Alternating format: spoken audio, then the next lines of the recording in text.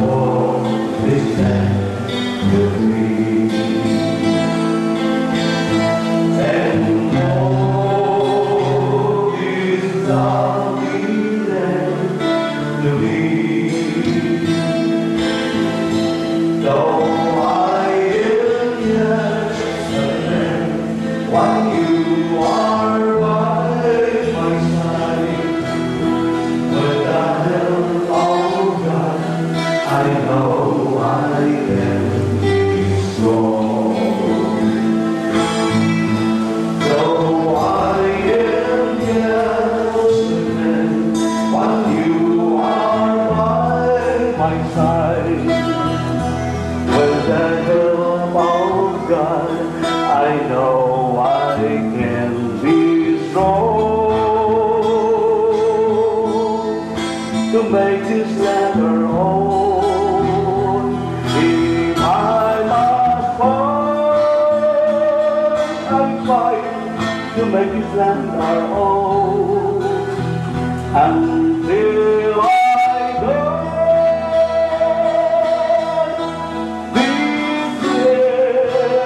Is mine.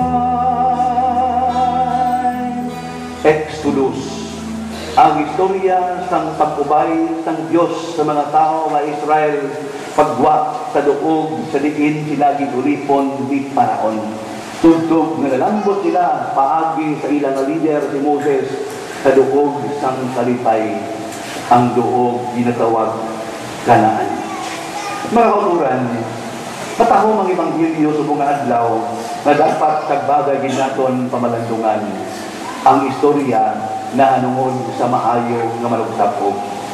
Tatlo ka medium of instruction ang aton makuha sa dining parabola, sining palangiran sa balaan nga kasulatan.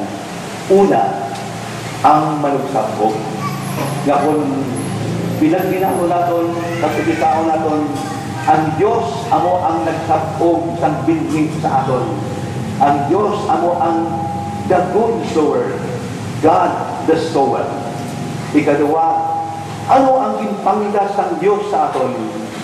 Madamo lang ang pagtuo, ang binhi sa pagtuo, ang kabuhi, kag ang tanan nga mga grasya ginpanggas sang Diyos sa aton. The seed is the word of God. Thirdly, ang duta. Kahibalong kita nakadamok langit ang duta. Kag diri sa aton sa pungsod Pilipinas, makahong gidya kag very fertile ang duta diri. Bisan diin ka lang magpungko, paghalit mo sa nga adlaw may matubo na na. Sa iban ng mga pungsod, kasubong sa mga Middle East countries sa iban mga pungsod, hindi sila fertile kumpara sa aton. But yet nga ng ilang mga duta makapatubas sa madamo, kay makapatubas sa madamo, kag mas madamo pagin. Tungod kay makisan sila, kag matutong sila sa ilang mapag-umatang ila talaguman. Nga agin buhat sa Ginoo, ining parable story, una, tungod kay amo ini ang kinaandan na ginapangabuhi sang mga Palestinhon, kag sa mga tao sa una na panahon. Agud nga mas madali nila mahangpan ang istorya kag marinig nila sa ilang kabuhi.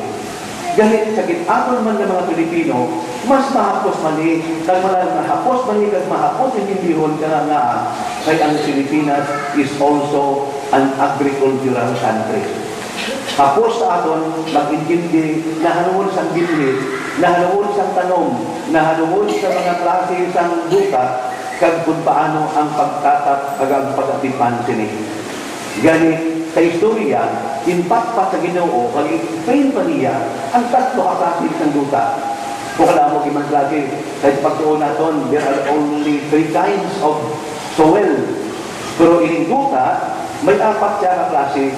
Ang una, ang duta o kung ang binhi naging tukan sang ang pagsampog ng tupa ang binhi sa mga duta, may 4 ka klase ng mga duta.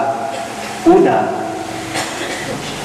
ang alasyan o kung ang dalan. Ikaduwa, ang matumatukon na duta. Ikatatlo, ilang duog na puno sa mga balagon, ukol sa mga kilamon na iban, ginatawag lugar nga talungon, ay kapat ang lugar ukol maayo nga lupa. Ginahimo sa Ginoo, kung ginhambal niya sa nila, agud nga ma-explain, agud nga paminsano nila, sa binagbinaman nila, kung diin, kadun anong klase sila nga lupa, kung ano sila klase, anong klase ang ilang palimuot, ang ilang attitude. Kaya diri, pahat-pahat sa Ginoo sa ila, to teach the mystery of the kingdom of God. Kabud lang intindihon, that is why ang Ginoo nagahambal, pamati ka mo, kung may dulungan ka mo, dulungan sa karbaw, kinapunan sa langaw, kung gusto mo mamati, suliton ko hasta buwas, dulungan sa karbaw. Ang madulunggan, pamati ka mo. Sino ni wala dulunggan? Tanan kita madulunggan, apang depende sa pagbato naton ina, ang pulong ng Diyos, kag ang pinaka-importante, kung ano naton, kung paano naton mapangabuhi ina. Kaya ginahambal sa Ginoo, sila kasubong abi sa mga binhi na nagtupa sa alagyan, kasubong lang sa mga tao na nagabaton sa pulong ng Diyos, pero hindi na nakaintindi, hindi na nakahangok. Nga, kamo, nagatulong kamo sa akon, kahangok kamo kaintindi kamo. Yes, oo, pinagpamati ka mo, kag nagahimong tadi mo sa akon, ikadua, ang doog nga batugon, amo ang nagabaton sa pulong